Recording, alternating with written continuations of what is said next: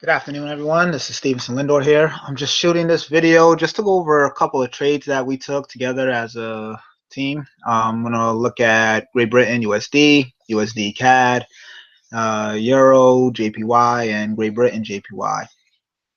So I'm just going to go cover the analysis on why we took that trade as a sell. I'm also going to cover up just again because I'm getting a lot of inboxes on how to mark up charts. So I came up with a simple solution, an easier way to do it. You know, as traders, you must realize we don't know everything. As much knowledge that you think we know, you know what I mean? We're always ever evolving. You know, I'm evolving. You know, some of the other traders like Shavar has been killing it lately. He's evolving, so we get better, and as we get better, our styles, our methods become more advanced. It becomes better, it becomes more efficient, and it allows everybody around us to become profitable traders that the way we are. So I'm just gonna come up with clean setups, gonna go over, you know, again, you know, support, resistance, some zone areas, and you know, we're gonna look at some of the trades that we've taken over the last 24 hours. All right. Okay, so right now, as you can see, I'm looking at Great Britain USD. And I'm going to start from the beginning. Now, for those who've watched my earlier video on support and resistance, as you know, it was pretty good video. You know, some people liked it and they're able to utilize it, and you know, they were able to, you know, implement it into their strategies, and they've, you know, some people have been able to become profitable. But then there's others that, you know, it was probably a little confusing. They don't know when to enter, they don't know when to sell, they don't know where to place their stop loss and everything. So I'm going to go over that, and I'm just going to go over a cleaner version so you don't have a bunch of lines all over your charts. All right, and you can use this basically on any time frame, and it's just a much easier guide. All right, guys. So the first thing you're going to do is you're going to find basically one of your favorite charts. So one of my favorite charts, my two favorite high time frames are the weekly and the daily. All right, because that's what allows me to catch as many pips as I do. So I love trading off the weekly, I love trading off the daily, and then I use either the 4-hour, 1 hour to, you know, as far as my entries. All right, but like I said, you can use this method and strategy on any time frame. All right, the higher the time frame, the better. The smaller ones, you know, they're not as strong, so I try to find strong time frames, apply you know, my strategy there, and then, you know, I use the small entries, smaller time frames as my entries. Okay, so first things first, I'm gonna go over the daily. I'll use that for example. Now, again, support and resistance are basically two trend lines that are placed on your charts, and support being an area of buyers, resistance being an area of sellers. So think of it as a basketball. If you bounce the basketball to the ground, it's going to bounce up. So basically the ground for the ball shooting up is buyers pushing price upwards. And if the basketball hits the ceiling and then comes back down, that's resistance. Those are the sellers pushing price down. Okay. Now, before in my previous videos, I would have you place them, you know, you would find your lows here. This would be like a support. This would be a resistance. And then you have another line. This is like support. And then you just have a bunch of lines. And even though it was effective, and, you know, some people were able to, you know, comprehend and utilize it, a lot of people, you know, just had a bunch of lines all over their charts, and it was kind of confusing. So I found a simpler way to, you know, just make everybody's life much more easy. And just with two lines on just two of your time frames, you don't have to do it on every single time frame. It's going to be much cleaner, sweeter, and you can literally just trade off of those zones. All right, so this is what we're going to do. Boom. So I'm on the daily. I'm going to take the highest point of the daily, right? This will be the highest peak resistance. So as you can see here, price went up, and then, you know, hit it 1, 2, 3, then reverse and came back down for a sell. And I'm going to find the lowest point of support, which would be all the way down here. Boom. Now, do you see how market price just stays within these two lines?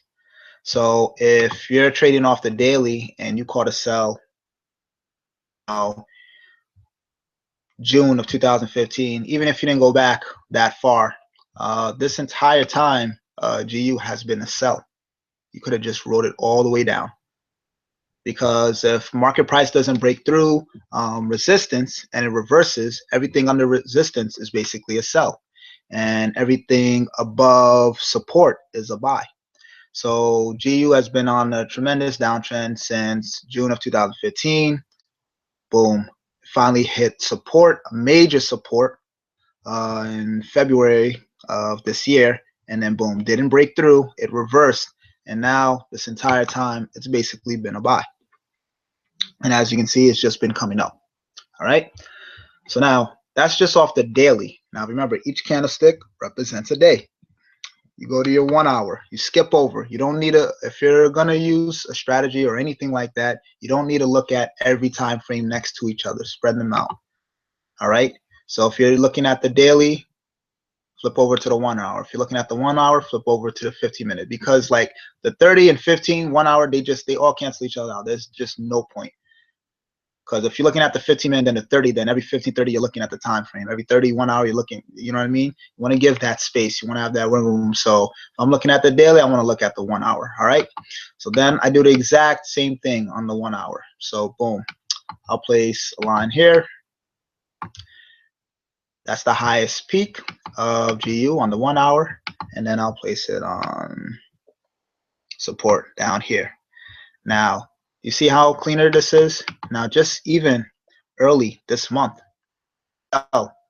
see, market price hit there, rejected, hit it again. Now, here's the key. Again, guys, you want to wait for price to react to your support or resistance. You don't enter a buy right here because you see it trying to break and crack through resistance. You wait.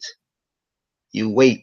All right. So you wait for this 1 hour because you're trading off the 1 hour time frame. So you wait for this 1 hour candle to finish. You wait for a retest or wait for another breakthrough. You see what the next 1 hour candle does. If it's trying to break through, as you can see, it was trying to. It reached a little bit higher than the previous bullish candlestick, but then a big retrace happened, and then you had your bearish candlestick. So after this candle close, I'm entering my trade around here. All right, that's where I'm plugging it in. You see that? So I'm basically waiting 2 hours. So once market price gets around your support or resistance, whatever time frame that you are trading off of, and I always suggest the higher the time frame, the better.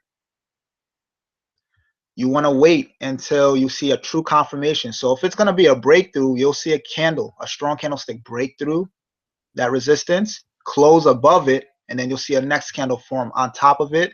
And now this resistance becomes support, and you can ride it out for a buy and just you know, collect your X amount of pips. Now, breakthrough as it did in here, it reversed, and then this bear candlestick came down, then you can enter your sell, but you have to wait for confirmations. One of the main things that you know, why a lot of traders fail is because they like to jump the gun. Traders swear they can predict the market and they know where it's going, instead of just letting it come to you. Just wait for it. So boom, this entire time it's just been selling. You could have rolled it all the way down to here, guys. Look at that, well over 300 pips from May 2nd all the way up to now. Well over 300 pips. You could have just been banking. All right, so just be patient, guys. No need to jump the gun. Now, when market price is around this range, when it's, you know, choppy in the middle like GU has been, you have to understand, for every long wick that is created, the market price is going to try to revisit. So as you can see here, now it's gone on a downtrend, and you got to understand. So this is a downtrend because it came off from the top here, this resistance, boom, created a high right here. These are pullbacks. Market always trying to pull back. And then what did it do here? Another pullback. And then again, another pullback. And then last week, another pullback. And what did we see this morning? That's how I was able to call the trade I did. I said get in anywhere around 144, 800, all the way up to 145. And then have your stop loss outside of here, because this is the range of the trade. So I made sure you guys stop loss was around 1.45, 350. Have your sell, and then boom. So for all those who got in, you got yourself a nice easy 80, close to 90 pips trade. Boom. Simple, simple, simple, simple. All right. You only want to trade off the highs and lows. All right, guys. You never want to trade like in between here. You never want to, like, one of my sell stops got activated, but I know eventually it's going to come down. But you never want to trade. You're always going to come off either the high point or the low point. All right. Because looking at GU right now, it's basically in consolidation. It's not really no true trend.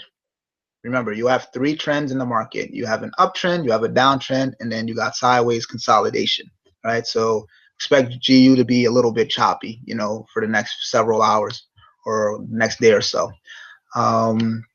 So this would be a true trend. You see, uptrend, you got a higher low, then a new higher low, then a new higher low, and then boom, retrace, lower high, boom, lower high, and now we're basically in consolidation. So expect GU to constantly keep bouncing between this range and low 1.43 all the way down to probably 143.300. All right, so that's what I'm expecting. Well, soon we'll see a breakout, and when I mean a breakout, a big large candle just explode either to the upside or to the downside. All right, guys, but that's how I was able to call GU for that sell, because I knew it was going to reach this peak high again. Who had their sell limits or who stayed up during London, you saw the fake out happened around 3-4 o'clock, boom, and then downtrend. So for those who were able to catch that, caught a good, you know, 60, 70, 80 pips, whatever you caught it for. So that was my market analysis for that. So you see, real quick and clean, guys, nothing complicated, real simple stuff. This is, you know, without overcomplicated, with stochastics, with indicators. You know, I'm constantly seeing people, you know, all this stuff on their graph and everything like that. You want to look at the market for exactly what it is. All right, every here, like I always say, look to the left in order to go right. All these wicks, these high wicks, posting and they're talking about their wick game is on entry and all stuff like that, because the market will always revisit. It'll always revisit those areas. Always, either setting a new high or a new low. It has to. The market has to. All right. All these wicks always get revisited in some way or form. All right. On the lower time frames, obviously, it'll happen a lot faster. But you know, like me and Shavar will trade off, you know, higher time frames, and you know, we're trying to catch those big moves. You know, like right here. The reason why I believe GU will eventually come up here, because look at this long wick right here. Look at all these buyers that were trying to break through. So I expect the market to come back around and eventually go up. So for my original analysis, I said that over the long term, GU would reach 1.47, and I do believe that. So once it gets out of this ranging motion, and then boom, expect a breakout to the high, probably bounce one more time to the low, and then boom, jump up. All right, guys, so just simple, clean. Don't overcomplicate yourself. Don't drive yourself crazy. Stop chasing after the market just because other people are in trades and they're making money and you feel like you're missing out. No. All right, only trade off the high or trade off the low. All right, you never want to be in between the market. Okay. All right, let's take a look at UCAD. Let's move this. USD CAD. All right, so what's going on with USD CAD? Same thing over here, guys. I'm going to do the exact same thing. Place everything here, and then boom. Nice clean trade. So I'm going to use the daily, for example. So this is my highest point. Boom. Find my lowest point around here. Move over to like the 1 hour, and then do the exact same thing. Boom. So now I've basically set my range. I don't have a million different lines. Market price just stays between that. So if you trade off of here, you can write it down here, and you can just basically trade from support to resistance to support. All right, and catch X amount of pips, as much as you want, as long as your screen is not just covered with so much junk where it's just clouding your judgment, because you know this is not adding up with your stochastic and your trend line and your harmonics and all this other extra stuff. Like, you don't need all that, guys. All right, look at the market for what it is. React to it, make a trade, and then boom, profit. That's it. Simple, easy. All right. So same thing over here with UCAD, based off the daily.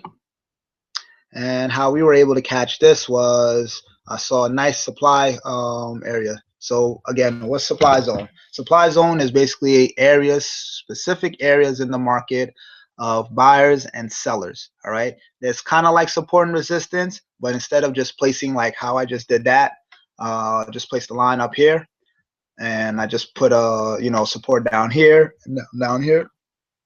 You don't do that with supply and demand. There's specific areas, and what you're looking for is you're looking for a little bit of consolidations and engulfing candles. All right, and what do I mean by that? So right here, this is a perfect example. We had a gap to the upside, and then you had this engulfing candle on the daily. So this is a perfect example of a zone area for sellers. And if you notice, when I cross it all the way over, what happens? Market price, every time it touches this zone area, it dropped. So that's how I know like UCAD is going to drop. UCAD is going to drop because every time it touches this zone. So for those who going to utilize supply and demand zones, how you trade in them is basically once market price touches that zone, if it's supply in this case, you can place your sell.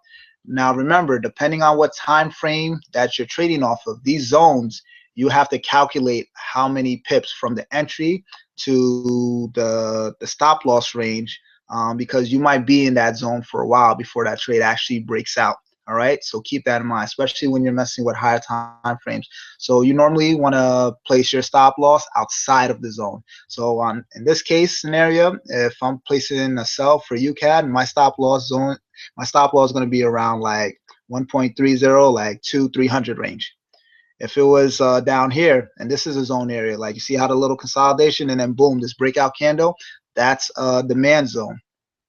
All right, this is a demand zone for buyers. So by the time UCAD comes down again and revisits this zone area, there's a good chance that it's going to go back up. Buyers going to take control and push price back up, because these zone areas are controlled by the institutions, by the banks, the hedge funds, the people that control the market. All right, so I like to trade with the market. I don't like to trade against it. So if the banks are buying, I'm buying. If they're selling, I'm selling. All right, I just go with what they're going. No matter how many times we might have an idea or we might think where the market is going, at the end of the day, they determine how everything is going to play out. All right, so I would mark up here. This is a zone area. Same thing. Boom. Mark up. And then you see how this candlestick, before it this bullish candlestick blast off, you see how it kind of went a little bit outside the zone. That's why you want to set your stop loss outside the zone, about 30 pips outside the zone, so you don't get stopped out, because sometimes it'll reach out, but then it'll turn around, and as you can see, saw that huge uptrend. So when you break it down to the smaller time frames, voila, boom, every time market price basically got in here, even though it tried to touch, it hit that resistance, and then boom, eventually dropped. So for those who had to sell on the 9th, you could have rolled UCAD all the way down to 1.27. That's a nice 200 pip profit right there. All right, same thing. I'm expecting UCAD did the same thing this morning. I told you guys, did a post about it. Once it touches this range, get your sells ready, and then boom. So whoever took this trade, you caught a good 70 pips. I expect UCAD to eventually come back up, because remember, these wicks, they're set. They're always trying to be revisited. Always remember that. They'll probably try to reach a high again, and then they'll come back around and then drop, making its way back down to 1.27, as I clearly have right here. Like I said, these wicks, they set the mark. They let you know, like, hey, here, I'm trying to reach this spot over here. So eventually, it's gonna want to be revisited. Like how this did this pullback, touched here. What had happened? Took a while, boom, boom, boom, but it came back and revisited. The market is always going to revisit zone areas. Always keep that in mind. All right. So when you properly know how to trade off of them, that's when you'll become a successful trader. Okay. So that was UCAD and EJ and GJ. All right. Shout out to Shavar. Called an excellent trade on this, and a lot of people made some good money with this trade. All right. So same thing. And I'm going to just switch it up for a little bit. I'm going to use like say somebody likes to, you know, maybe you might not like the day chart. You want to use the 4-hour. You can use this strategy for anything. This is the highest point on the 4-hour. Boom, set a trend line there. And this is the lowest point. And like I said, you're doing it so you know where the range is. You know the possibility of how far it can go up, how low it can go. All right. Now, don't get me wrong. This is like a support right here. This is a resistance right here, right here. But you don't want all these lines. It's going to cloud your judgment. Just want 2 lines on your charts. All right. 2. That's it. At the highest point, at the lowest point. You literally just trade off of that. So if it's more near the resistance area and it's not breaking through, you know it's a sell. If it's more near the support area and it's not breaking through, you know it's a buy. The 6 who's been buying GJ, like they're up nice.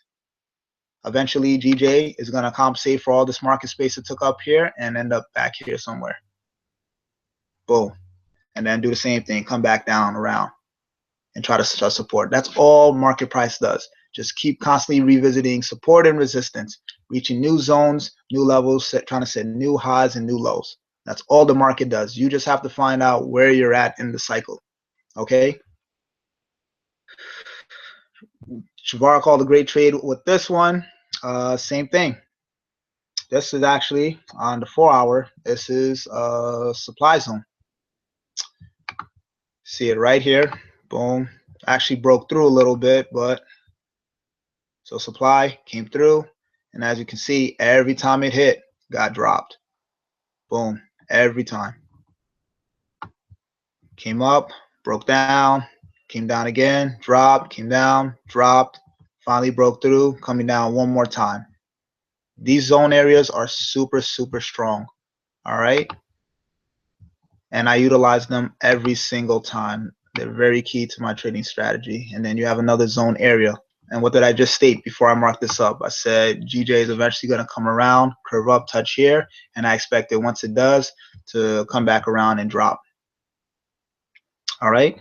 So that was GJ. Most JPY pairs, I really like them. And sure, I'll tell you, they all pretty much move the same. Same story with Euro JPY. Same thing. So real quick, and I'll even do it on a small time frame. This is the 1-hour. Let's mark this up. That's the highest point.